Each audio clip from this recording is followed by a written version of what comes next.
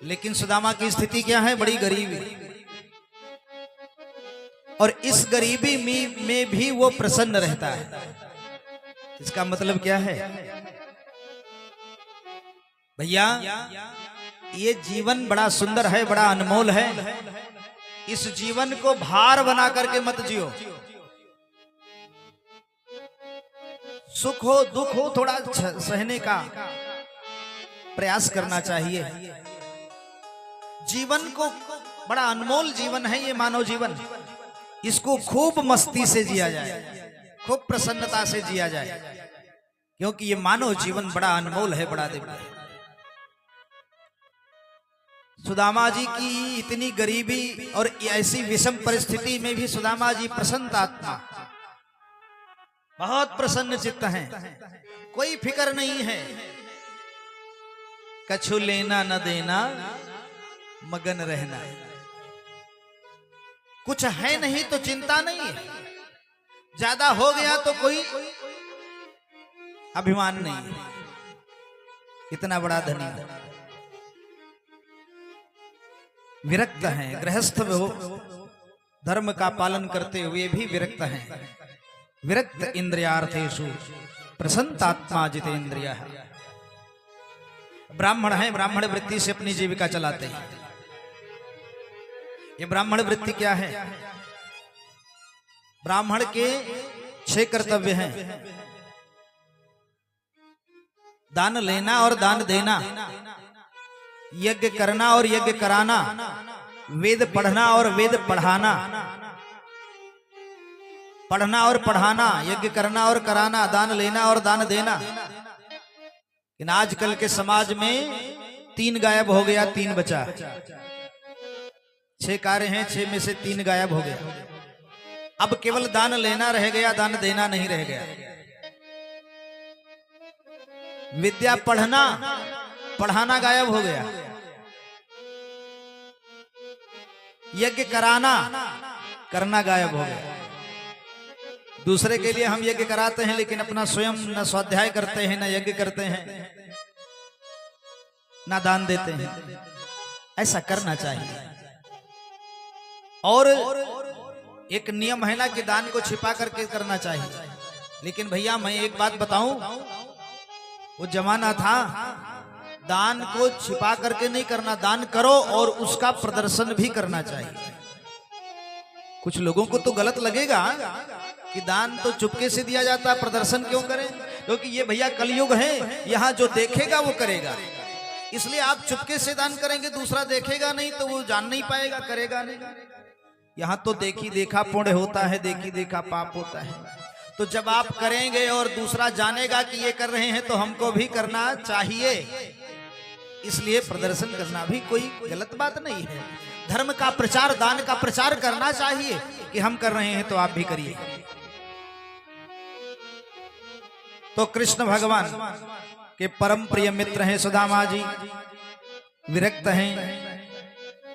और सुदामा जी को केवल एक चीज चाहिए, और को धन चाहिए बावरी। ब्राह्मण के धन केवल भिक्षा। ये तो और लोगों ने लिख दिया है, ब्राह्मण के धन केवल भिक्षा। अरे ब्राह्मण तो वो है कि जिसके पास लक्ष्मी अपने आप दौड़ी चली आती है। कैसे चली आती है? सुदामा ने कन्हैया से कुछ मांगा था? कुछ नहीं मांगा, लेकिन दोनों लोगों का राज्य वैभव भगवान ने अपने आप दे दिया। ये ब्राह्मण है। सुदामा जी बड़ी संतुष्टि से जीवन व्यतीत कर रहे हैं। सुदामा जी गरीब हैं, लेकिन सुदामा जी दरिद्र नहीं है। गरीबी और दरिद्रता में अंतर होता है।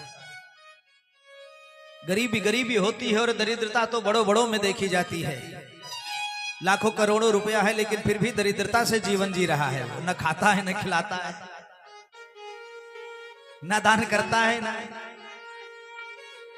दरिद्रो यस्तु असंतुष्टो, जो असंतुष्ट है वही दरिद्र है, और जो संतुष्ट है वो दरिद्र नहीं, वो तो धनवान है। जब आवे संतोष धन, सब धन धूरी समान। सुदामा जी ऐसे जीवन व्यतीत कर रहे हैं। अच्छा, ये गरीबी ये सुदामा जी को जी की ये दशा कैसे हुई? सुदामा और कृष्ण की बड़ी सुंदर मित्रता है। बचपन में सांदीपन मुनि के यहाँ वेद पढ़ने के लिए गए हैं और वहीं कृष्ण गए हैं। कृष्ण और सुदामा की गुरुकुल में सांदीपन मुनि के यहाँ अवंतीपुर उज्जैन में वही मित्रता होती है। जब भगवान कृष्ण और सुदामा की वहां मित्रता हुई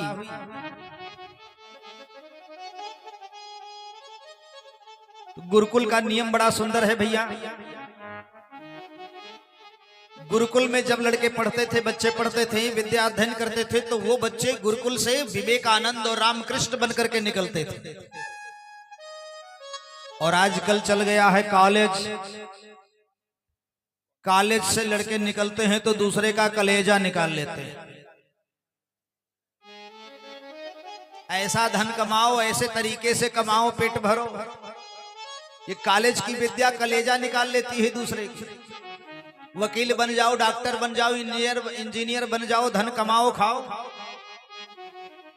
लेकिन वही गुरुकुल था जब गुरु की सेवा करते हुए भिक्षा मांग करके फिर भोजन करें, लकड़ियां तोड़ करके लावें तब भोजन बने, गुरु और गुरु माता की सेवा करें और तब वेद पढ़ें, तो वो बच्चा वो एक संत बन करके निकलता था। वो संत बन करके निकलता था। ऐसे ही गुरुकुल में रह रहे हैं भगवान कृष्ण और सुदामा। और एक दिन गुरु माता ने कहा सुदामा से, भैया बेटा आज लकड़ियां नहीं है, भोजन कैसे बनेगा? मैया ने कहा, सुदामा ने कहा, मैया आदेश करो, मैं जंगल से कुछ लकड़ी तोड़ के लाऊंगा। हेलो, ए लड़के बैठो इधर सामने, यहाँ बैठो। क्या पंचायत कर रहे हो? बोलिए बांके बिहारी सरकार की। गुरु माता ने कहा, गुरु आईन बोली सवेरे सुदामा से, कैसे का भोजन आज बनाई। गुरु माता ने सुदामा जी से कहा, भैया बेटा आज लकड़ी नहीं है, भोजन कैसे बनेगा? सुदामा जी हाथ जोड़ के खड़े हो गए, आज्ञा करो महतारी हमें, हम जंगल से लकड़ी ले आई। कन्हैया बगल में थे, बोले सुदामा भैया हम अकेले नहीं जाने देंगे। बोले कन्हैया की भैया सुनो, मन मोर कहे हमहू संग जाई। तो गुरु माता ने 2 मुट्ठी चने दई के चना, गुरु माता कहे लगी भूख लिहो तब बाटी के खाई। बेटा दोनों चले जाओ जंगल में, भूख लगेगी तो ये 2 मुट्ठी चने में दे रही हूं, इस चने को बांट करके खा लेना और जंगल से लकड़ियां तोड़ के ले आना। सुदामा जी चल पड़े और कन्हैया भी साथ में चल पड़े। जंगल में गए, माघ का महीना था, लकड़ियां तोड़ने लगे और तोड़ते तोड़ते बड़ा समय बीत गया और बादल घेर लिया, पानी बरसने लगा। कृष्ण और सुदामा थोड़े थोड़े अलग अलग हो गए कि श्याम सुदामा गए बनमा, लकड़ी कछु तोरी गिरावन लागे, और घेरी लियो बदरा तबही, मेघवा पनिया बरसावन लागे। और दोनों जने 2 पेड़ के नीचे खड़ा होई देह बचावन लागे। और भूख लगी रघुनाथ सुदामा, चना तब खोली चबावन लागे, चना तब खोली चबावन लागे। लकड़ी तोड़ते तोड़ते थोड़े अलग अलग हो गए। माघ का महीना था, पानी बरसने लगा, थोड़ी हवा भी चलने लगी ठंडी। सुदामा जी को भूख लगी, वो चना की पोटली खोला और चबाने लगे। वो माघ मास वह घोर रात, पानी पर पानी आता था, पानी पर पानी आता था। त्रिभुवन पति गुरु की सेवा में पेड़ों के तले ठिठुराता था। त्रिभुवन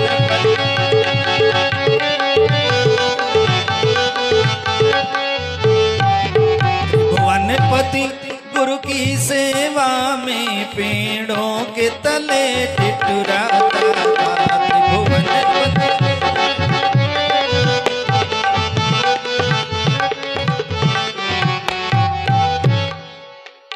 पेड़ के नीचे खड़ा अपने प्राण को, अपने शरीर को बचा रहा था।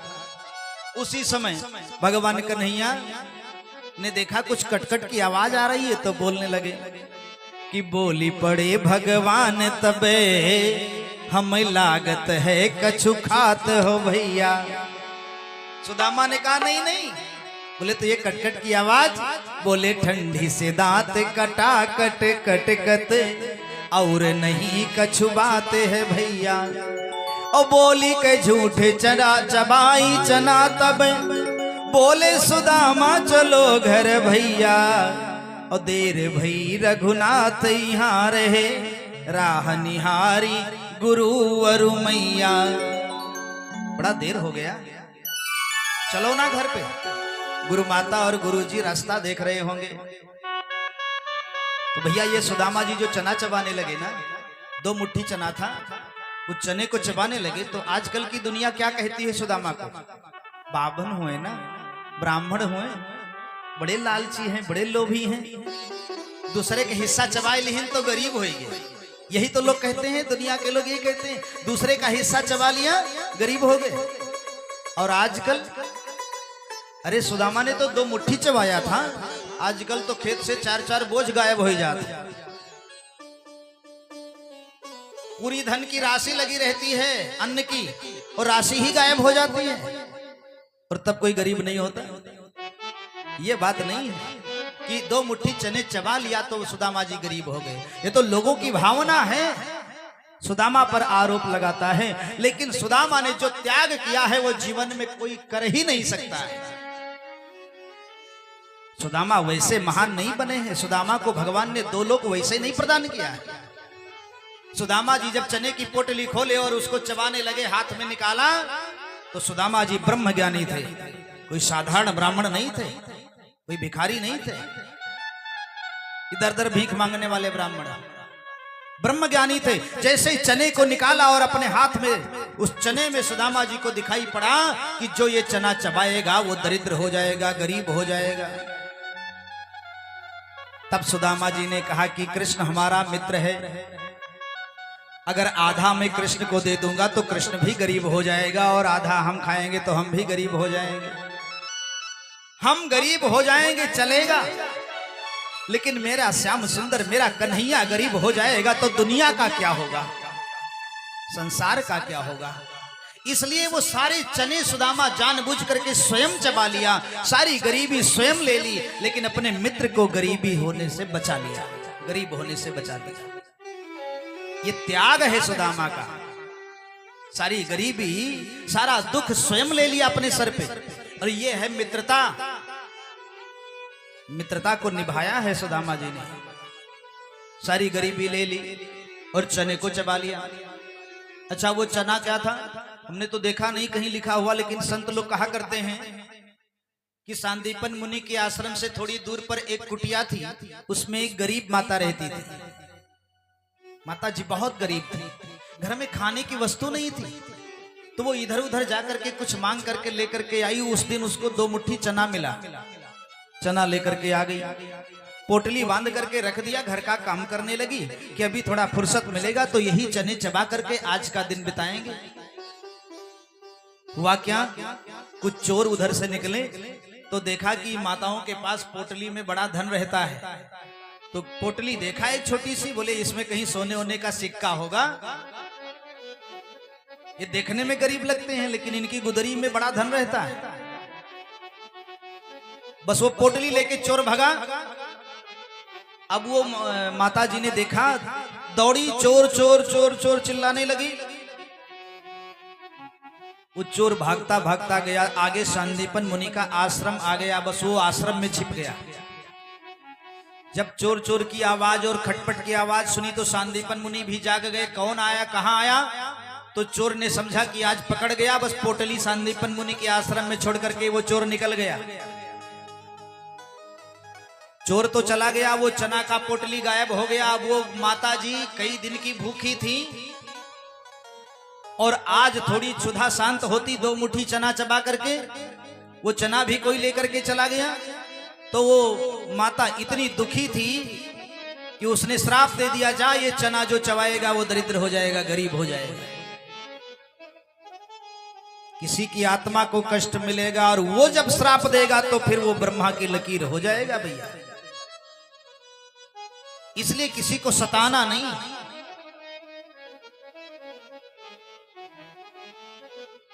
श्राप दे दिया, जा तू गरीब बन जा, जो चना चबाएगा गरीब हो जाएगा। इतना कह के माता जी तो चली गई। वो चना पड़ा था कई दिन से, आज गुरु माता ने वही चने उठा के सुदामा जी को दिया। सुदामा ने देखा इसमें तो गरीबी लिखी है, जो खाएगा गरीब हो जाएगा, तो मेरा श्याम सुंदर मेरा कन्हैया इसे न खाए, मैं खा लूं, मैं गरीब बन जाऊं, लेकिन मेरा कन्हैया गरीब न बने। इतना त्याग करके सुदामा ने वो सारी गरीबी स्वयं ले ली जानबूझ के। जैसे आजकल आप कथा सुनते हैं राम की, तो राम जी को 14 वर्ष का वनवास भेजने के लिए कैकेयी ने सारा अपयश स्वयं ले लिया। और आज का जमाना ऐसा है कि कोई अपनी बिटिया का नाम कैकेयी नहीं रखता, लेकिन कैकेयी ने जो त्याग किया है वो जीवन में कोई कर नहीं सकता था। कैकेयी जानती थी कि 2 बेटा ननिहाल में बैठा है और 2 बेटा चला जाएगा जंगल में। जब चारों बेटे अलग हो जाएंगे तो दशरथ का प्राण नहीं बचेगा, ये मर जाएंगे। और जानबूझ करके 2 ननिहाल में बैठा है, 2 के लिए 14 वर्ष वनवास मांग लिया कि ये मर जाए ठीक है, मेरे मांग का सिंदूर चला जाए ठीक है, लेकिन श्रवण कुमार का श्राप लगा है दशरथ जी को कि तुझे पुत्र के वियोग में मरना पड़ेगा, कहीं मेरे 4 बेटे न मर जाएं और उनके वियोग में दशरथ को मरना पड़े। मेरे मांग का सिंदूर चला जाए मैं बर्दाश्त कर लूंगी, लेकिन उर्मिला, मांडवी, श्रुतकीर्ति, सीता, इनके मांग का सिंदूर चला जाएगा तो क्या होगा। इतना त्याग किया है कैकेयी ने, लेकिन दुनिया इस त्याग को नहीं देखती है। दुनिया तो देखती है कैकेयी ने बेटे को 14 वर्ष के लिए वनवास मांग लिया।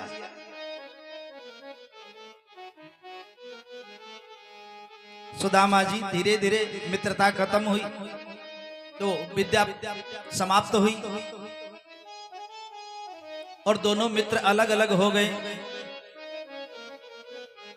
सुदामा जी सुदामापुरी चले गए, भगवान कृष्ण द्वारिकापुरी चले गए। विद्याध्ययन समाप्त होता है। धीरे धीरे भगवान तो द्वारिकापुरी के राजा बन गए और सुदामा अपने घर आ गए। धीरे धीरे इनकी गरीबी आ गई, दरिद्रता आ गई। गृहस्थी का जीवन, 2-4 बच्चे हुए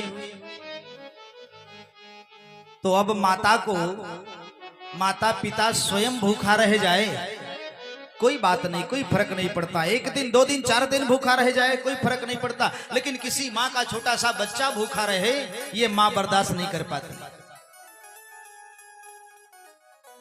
सुदामा जी को बड़ा दुख है, घर में कुछ नहीं है, बच्चे भूखों मर रहे हैं।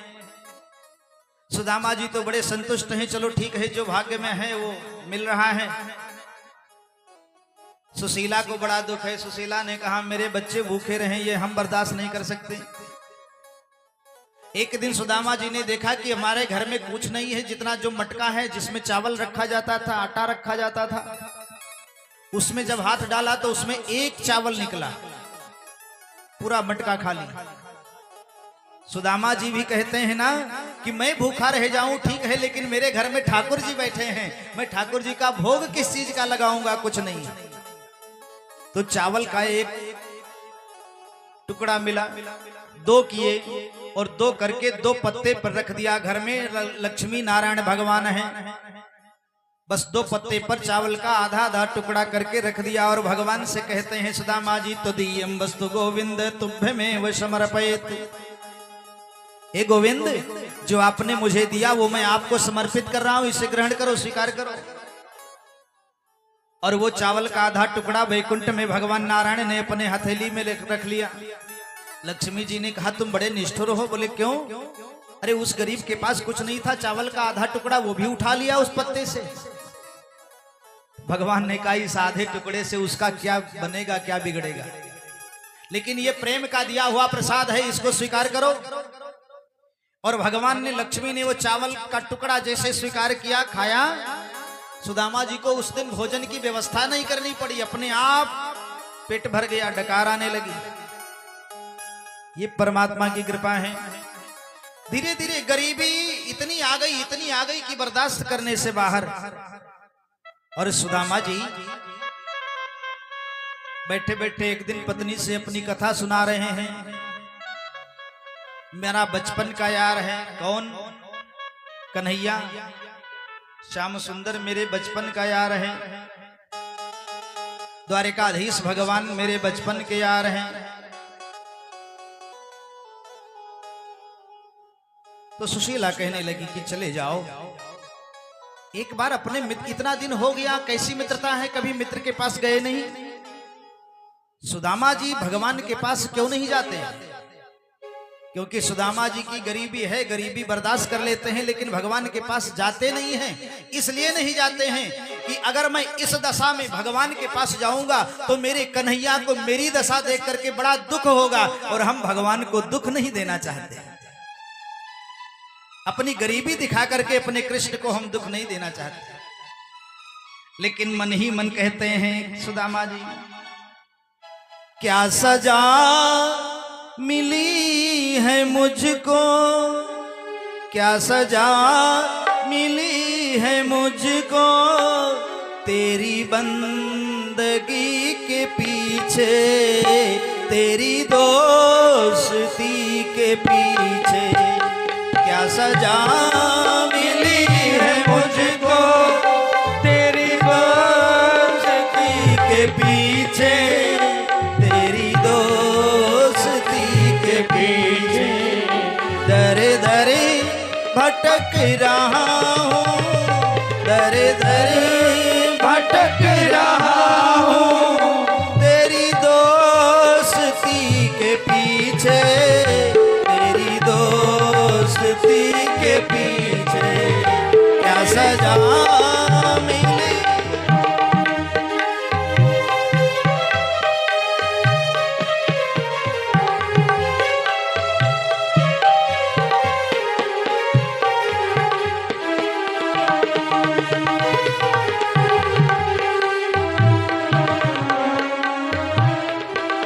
और कहते हैं मैं गरीब हूं तो क्या है, तीनों के नाथ तुम हो।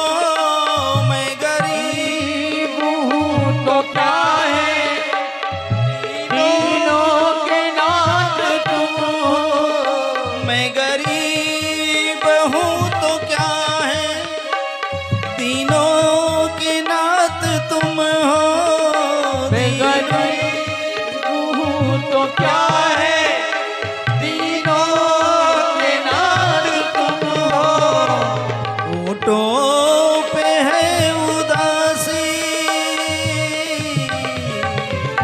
ऊँटों पे है उदासी, तेरी दोस्ती के पीछे, तेरा दर भटक रहा हूँ, तेरी दोस्ती के पीछे, दर दर भटक रहा हूँ, तेरी दोस्ती के पीछे।